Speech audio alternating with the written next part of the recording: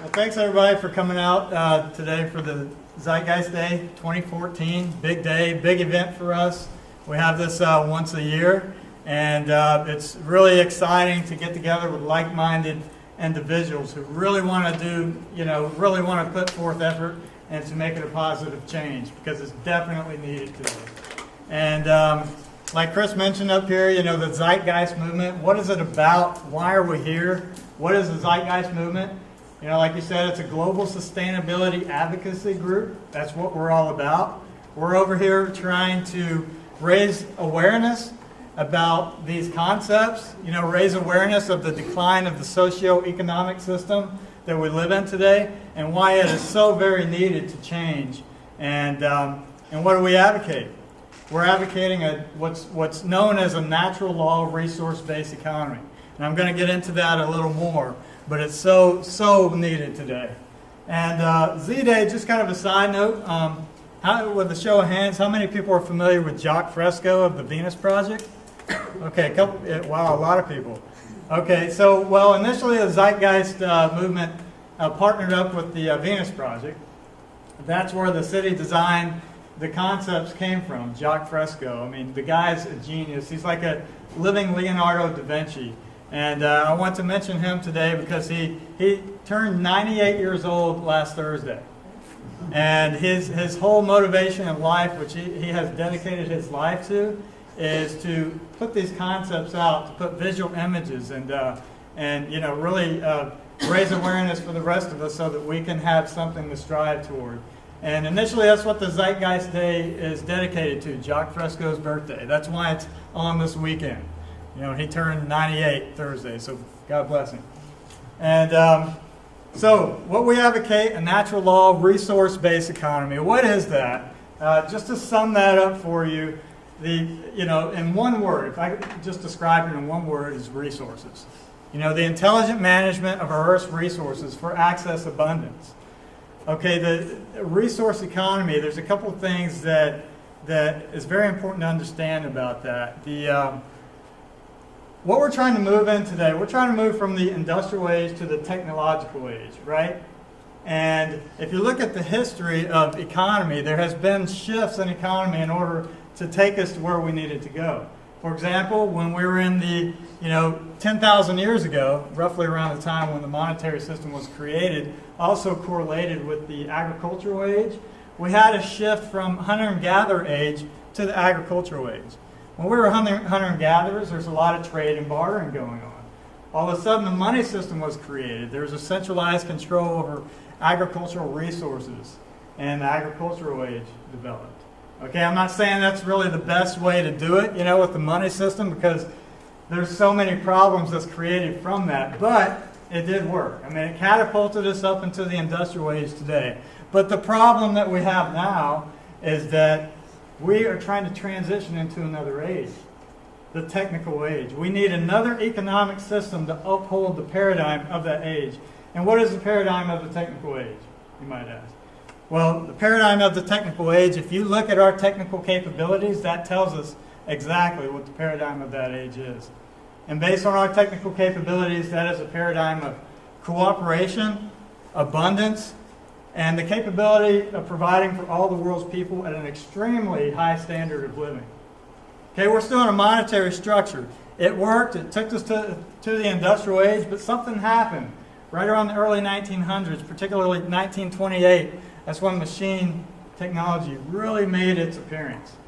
And with machine technology, all of a sudden we had the capability to produce in abundance.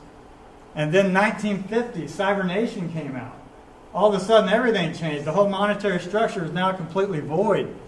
Because with the combination of cybernation, which is the combination of computer technology and machine automation, all of a sudden we now have the capability to produce in abundance and to eradicate the aspect that gives money value, being scarcity and human labor.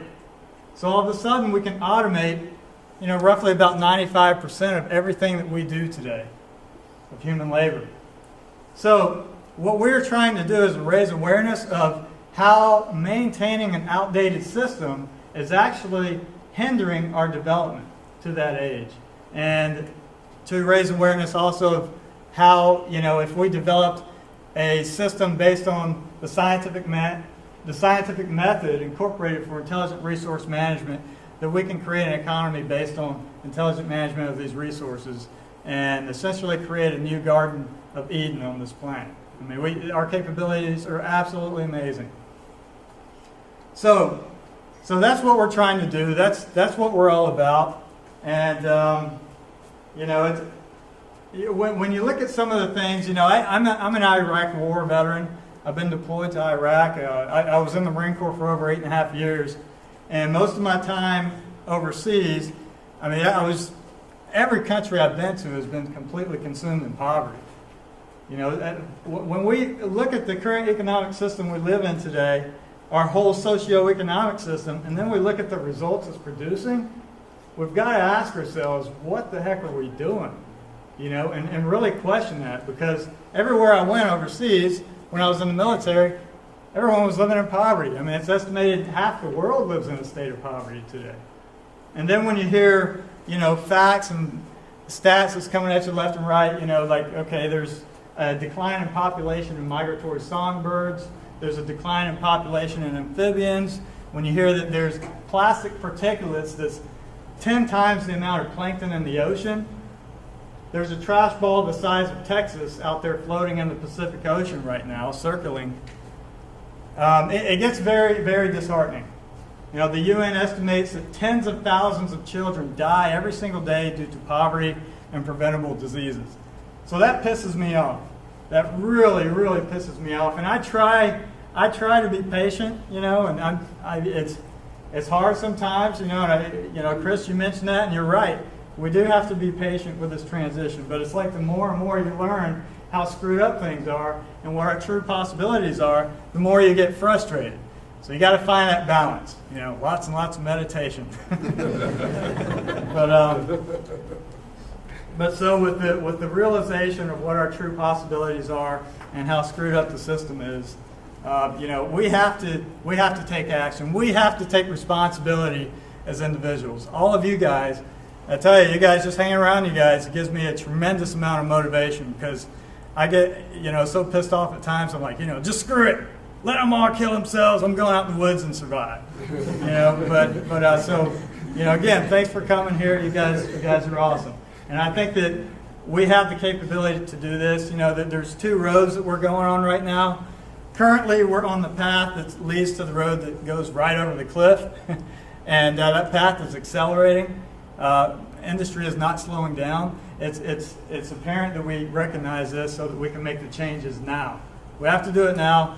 It's our generation, our next generation. I tell my daughter, I'm like, hey, no pressure, but it's up to you guys. So we got a lot of work to do, but there's a lot of people who really care out there. A lot of people who have some really good ideas coming across. A lot of people working together, and I'm going to share some of that with you right now. One of my mentors, Commander Spock, he says, go ahead, give it up for Commander Spock. He says that to destroy your home planet's ecosystem for imaginary wealth is highly illogical. And he's right on with that, and that's exactly what we're doing. So we recognize that. We recognize the problem. Let's fix the problem.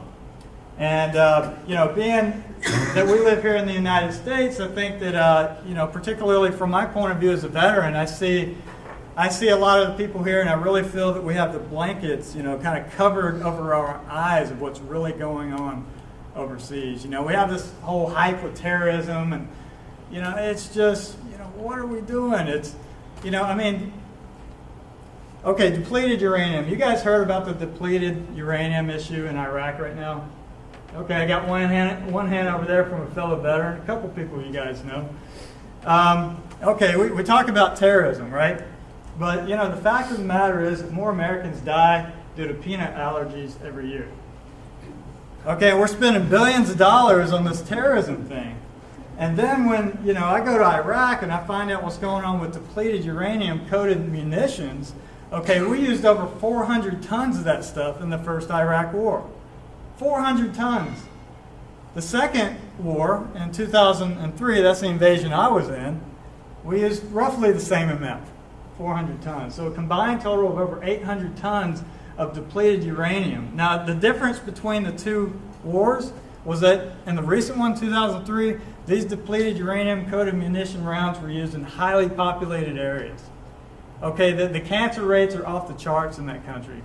Birth defects are massive. There's babies being born with their leg wrapped around their foot or their leg wrapped around their body. It's just absolutely nuts. We have completely devastated a lot of areas in that country and their future as well. And by the way, depleted uranium has a half-life. It remains radioactive for about 4 billion years. Okay, the Earth, is only like 6.4 billion years old. So just to keep that in consideration when you're hearing our U.S. media. So who's the real terrorist, you might ask?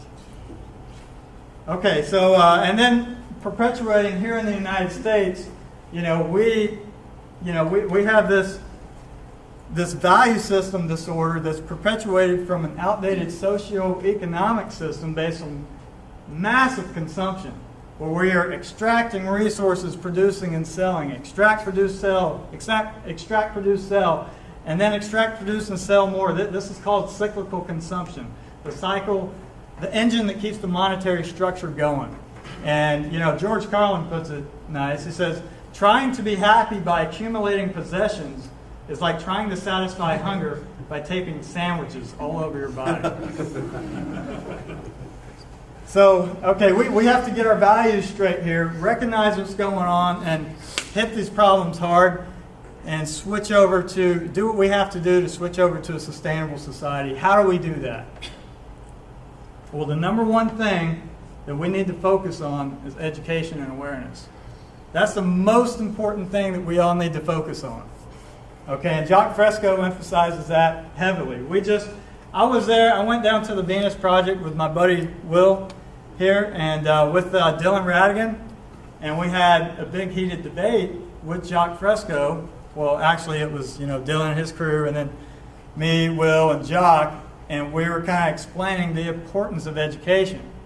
As Dylan came out and asked, hey, we got, all right, shelter, energy, water, food. These are the most important areas. If we focus on these areas and, transition, areas that need that, just hit that first, is that going to do it? Is that going to, transition toward this direction? Jacques Fresco came out and said, no, it's not. Education. You cannot do that without giving them the education. So the education and the environment go hand in hand with each other. Okay, it's education that's responsible for an elevation in values, or a shift in values. It's that shift in values that's responsible for an elevation in consciousness.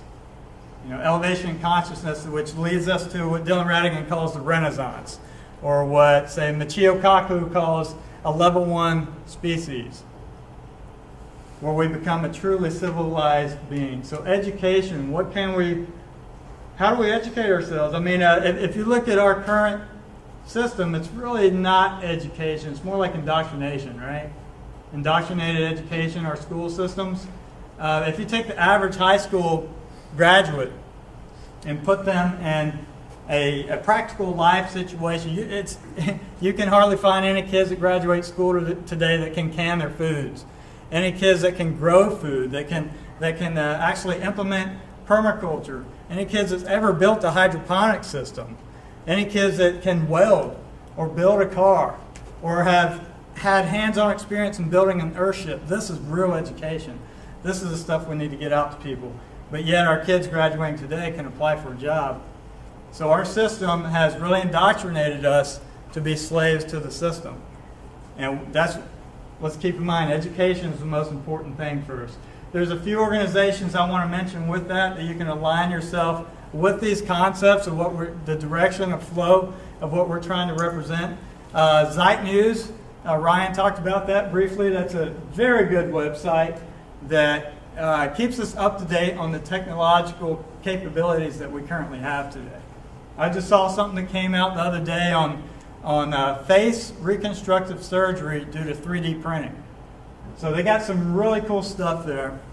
I highly recommend that website. The Zeitgeist Movement Defined book. It's a very, very detailed book. Very well done, this book right here. And everything is cited. Resources are very well done. Peter Joseph did a great job on that. But, you know, and Peter Joseph says himself in that book that it doesn't matter what flag you're raising, you know, that you're flying to get to the direction of what we're trying to go to. It's, you know, because all these organizations are trying to go to the same direction. He says that we're all in the Zeitgeist movement, whether if you like it or not. The Best That Money Can't Buy, probably one of the best books I've ever read right there. There's also DVDs that Jacques Fresco has. Study this guy. Go on YouTube, type in Jacques Fresco, study everything you can about this man. This is one man who lived through the Great Depression. You know, who has those kind of experiences? So we should all be like sponges trying to absorb all the knowledge that he has to offer there. There's also a Venus Project mentorship program that I highly recommend too. That takes a lot of work. That's like, how many hours? Like 40-something hours? Okay, it's a lot of hours. I'm not exactly sure how much, but you have to go through that and learn everything before you can be a Venus Project mentor. Open source ecology. That's worth mentioning because this is open source blueprints that you can go to where you can build your own tractor. You can build your own bread making ovens.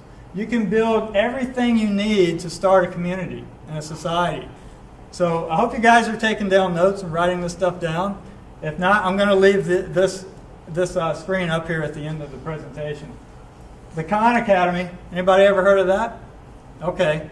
Free education there. Everything the schools, you know, are teaching and plus more. That's an awesome website.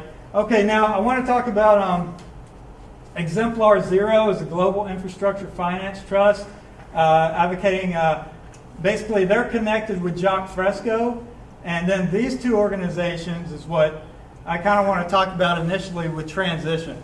All right, I just got finished with this book, Ubuntu Contributionism. Amazing book, advocating a moneyless society with high emphasis on transition, how we get there, and how we get there from the individual, the family unit, and the community.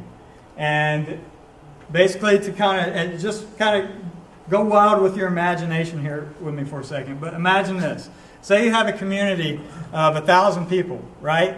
And you're going around and you have a group that everybody agrees that, hey, we want to go toward this direction. Now, the only thing that's required is that each person contributes 3 hours of work a week, and you're given skill. You know, your specialty may be growing potatoes. Your specialty may be growing kale. You may be a welder. You may be an auto mechanic. You know, you may be a grape canner or something. You know, so depending on what the community needs you in, or what your skill is, you just contribute 3 hours of work a week. And then at the end of the week, that's a grand total of 3,000 hours with 1,000 people. No municipality or town council can pay for that kind of thing. And so the idea that he talks about is creating such an abundance, and they kind of operate on what's called, you know, sacred geometry with 33, 66, that kind of thing, designs in nature for their structures. But he talks about creating 3 times the amount of what you need. Because that way you can help other communities that are trying to do what you're doing and then sell what's left over at farmers markets virtually for free, but I mean at a small price. And then as there's a shift in the abundance, then that's your trigger point. Everybody starts following you because there's so much abundance happening from this. Now has very good ideas in transition, starting from a community-based level. And then that's connected with the New Earth Nation, who's starting these communities all over the planet right now. And I mean, they're going crazy right now. They have a really strong team, a really good team that they're working with. And so look that one up, New Earth Nation. Is that a book or a website? No, it's a website. It was New Earth Project, but they changed the website to New Earth Nation. And I believe they have a location in Texas. There's one in Virginia. Alabama just popped up. So there's little things popping up everywhere where they're trying to start these money transition communities.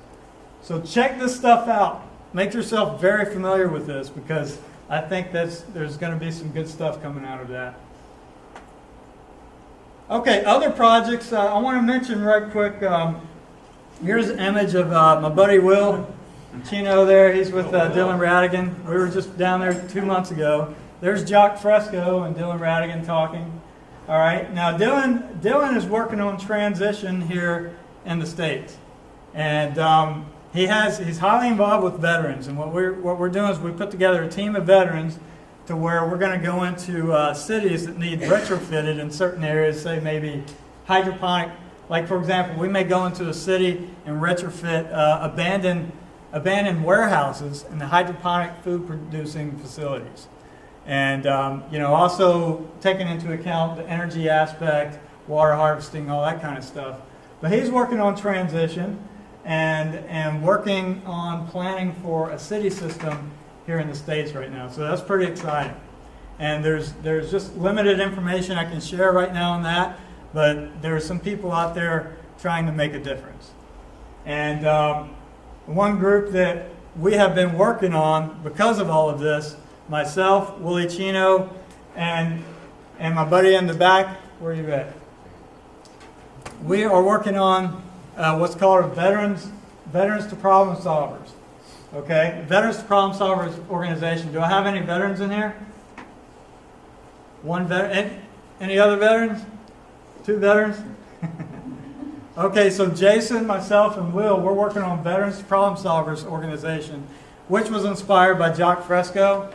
And if you've ever heard Jacques Fresco's lectures, he talks about turning veterans into problem solvers.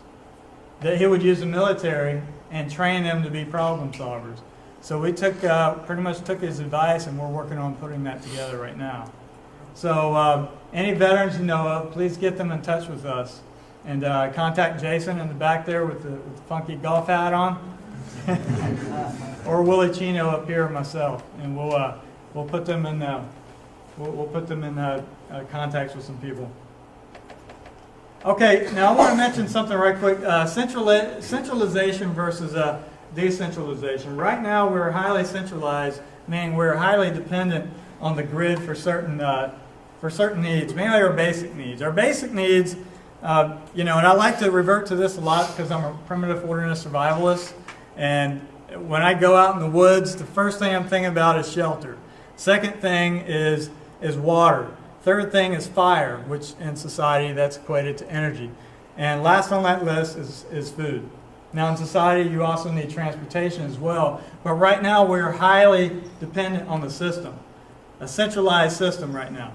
Okay, take our water for example. Here in San Diego, over 80% of our water comes from outside sources. 50% from the Colorado River and 30% from the Delta. So if something happens to that line, we're in some deep shit. Another thing, the energy. Remember when the power grid went down out here in San Diego? Okay, everybody was freaking out. That was only for one day. So these organizations mention this too, and Peter Joseph mentions in his book that what this type of society is, once we move global, is a decentralized global resource-based economy. Okay, you may be centralized. See, it goes in different levels, the whole centralization thing. We are local in a city system. The city system is only 3 miles across, roughly, depending on what design you use. It may be centralized in that system for certain basic things, but not your main necessities. For example, the energy. Say we're harvesting mainly geothermal, but the housing area has photovoltaic skin, and every individual house is able to be self-sustainable with their energy needs, especially if the grid went down. So it's very important to be decentralized, or to not be so dependent on an outside source. Now, homes, all right? Now, imagine for a second in this whole question of transition, what if we were to design a home that not only gave you shelter, but also harvested your water, harvested your energy, and you're able to grow food as well? That's your 4 most basic survival needs. You start doing that, especially with energy, and I tell you, there's going to be a huge shift of power. And the established order is not going to like that very much. But these are the things we have to do to take our power back. So here's some images with some homes that are designed to do that. There's a geodesic dome that, the living room is like a greenhouse type of setup there.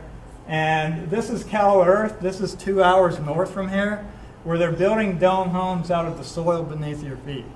It's 9 parts soil to 1 part stabilizer, which is like a cement mix, depending on the soil type.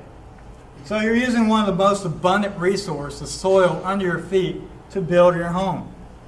And their whole philosophy is that every individual, every family should have at least access to enough land to build your own home. Okay, now here is something that's kind of been jumping, it's been going kind of wild lately. The box containers or sea shipping containers. These are retrofitted into homes and also little greenhouse boxes. These are kind of cool. They're like Legos. You can stack them up, do all kinds of cool things with them. I foresee a housing structure made out of this with like one for hydroponic food production and one for energy, and another one for I have some other cool designs with have chickens and rabbits and stuff like that to provide for your food. But these type of things, that's going to give us power in these areas so that we can shift from our dependency on the grid. Water, harvesting your rainwater is a necessity. There's a massive amounts of groundwater. This is a machine called the EcoloBlue atmospheric water harvester. It brings the water out of the air and makes about 8 gallons a day.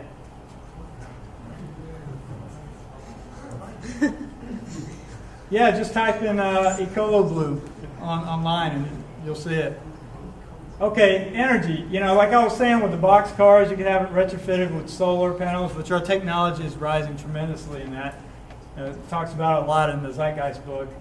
And this over here is what's called a maglev vertical wind turbine. And I'm sure some of you guys have heard about the maglev technology in the train system. I'll talk about that a little bit further. But these are very unique ways of harnessing energy.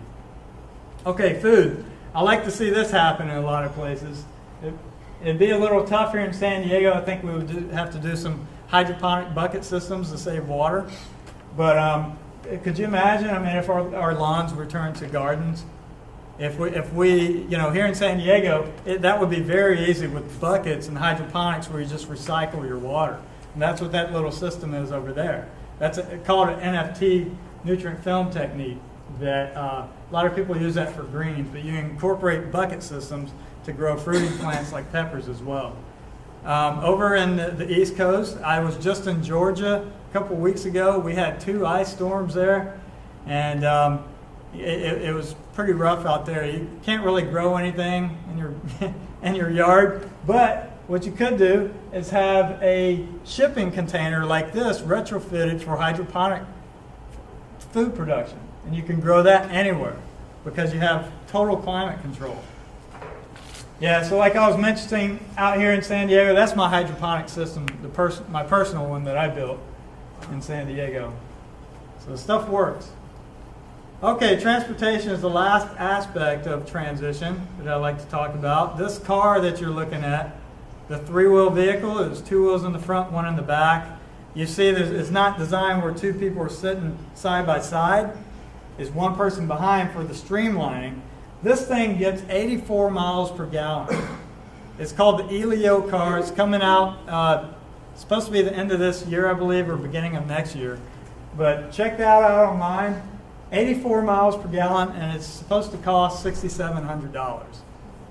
So vehicles like that, that's the oil industry is not going to be happy, but we are. And also, we could take those concepts and easily have like a diesel system in there along with electric. And once the electric infrastructure begins to build, you just simply take out the diesel and input electric, and it's 100%. The reason why I like that system is because the infrastructure already exists in diesel right now. But heck, if you have a gas car that gets 84 miles per gallon, it's not too bad either for a transitional car. Okay, speaking of maglev transportation, as we take this thing more global into the city system itself, expanding to other nations, travel is going to be mainly like this. With this type of technology, basically it's a train that's suspended by magnetic levitation. It's a motionless, frictionless tube that has been, ET3, the company has created a 2-base maglev that's been clocked to 4,000 miles per hour. 4,000 miles per hour. What that's saying is that you could go from here to the East Coast in 30 minutes. Or you can go from Washington to China in a matter of 2 hours. So we should really build something like that from San Diego to LA. I mean, that would be nice because the traffic's horrendous. And here's the outline. The map shows how this would look. It's like a big C that takes you all over the globe there. So that's the technologies that, if you get familiar with those websites, Zeit News, all that stuff I was talking about, that you're going to learn about. Some of the other things, show of hands, 3D printing, who's heard of that? A lot of people now. Okay, this is a 3D printed wrench. You guys feel free to come up here and check it out. How many people have heard of nitinol? Show of hands. About 8 people. Nitinol is a nickel titanium aluminum alloy. Okay, I got some nitinol here. This is a spring that just stretched out. Now, when you put an electric current through this, the uses of this is extraordinary. You put an electric current through this, and look what happens. It's a memory metal, is what it is. Got my flamethrower over here.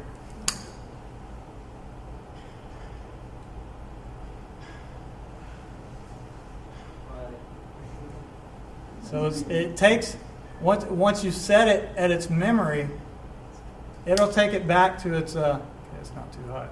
Oh, yeah, it is. That is cool.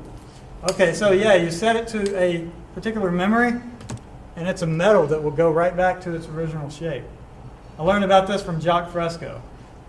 And he talked about the applications of this, that you could have, housing for transportation or distribution of housing units that are basically in a small little container thing. You put the electric current through it, it goes whoop, and you have a house. So very interesting stuff. Okay, so let's talk about the global perspective. Once we transition, we start, and we really got to entertain all these different thoughts in transition, because it's going to have to be us. We have to make it happen.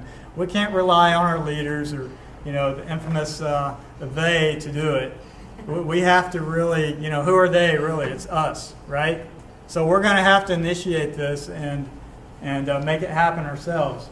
And then once we get to, maybe some very powerful people will jump on board here. Could you imagine if Ted Turner jumped on board? We could probably have one of these built, in no time, one of these city systems. And I'm going to get into here's the breakdown of the city system. Okay, we're taking down, remember I was talking about all of human needs, right? Human needs with, shelter, water, energy, food. With the city system, it's apparent, especially the first city, to focus on these aspects. We got agriculture and water, energy, waste and recycling, technology, advancements in technology, transportation, healthcare, education, and shelter. You can see this is all in the pizza pie of the city structure. And these industrial areas in the city, which I'm going to show you, those little colored areas over there, those are what focus on these particular disciplines. Okay, and once you put all of that together, you have a university city of advanced human consciousness. And that's where we need to get to, because the social unit of humanity is the city system itself. And, about 50% of the world's population lives in cities. And that number is projected to rise. So it's important with this transition. We start on our community, move forward, we get to the city system, and then, it's going to get exciting from there. So action-based solutions now. I shared a few things on some concepts of transition, what we can do to get started, some things to study and make yourself familiar with, to give you different ideas so that you can share with others around you. Share these things with your neighbors. It's important to get this information out right now because we need a value shift here in the United States more than any place in the world. And I know it's difficult sometimes because we have so much noise coming at us. It's like we have 2,500, 2,500 different advertisements that we're exposed to every day. So it's like we got this bombardment of this noise that we don't know what to focus on. But if we, if we can focus on the things that really need to focus on, the most important things, I think we can come together and make this happen. So I'd like to try a little experiment with you guys before we go over to the city system. I'd like to ask everyone to stand up. Okay. Now, everybody, take your right hand. Don't peek. Don't look at it. Don't peek when you're doing this. Take your right hand and cover your eyes. All right? Completely covered. Nobody's speaking, right? Now take your left hand and point north. Okay? I didn't mean straight up. Okay, now take down your right hand and look around. I see some people moved it. They're all like, oh, it's that way. Okay, you guys are pretty good with that because we're in San Diego, so I'll give you the benefit of the doubt. But, yeah, there were some people kind of pointing that way, this way. So some people all over the place. But if we can remain, focused on the direction we're going, it's like an airplane, traveling with all this current. But if we have a destination that we know of where we need to go to, and we collaborate and work on this together, I think that we can make this happen.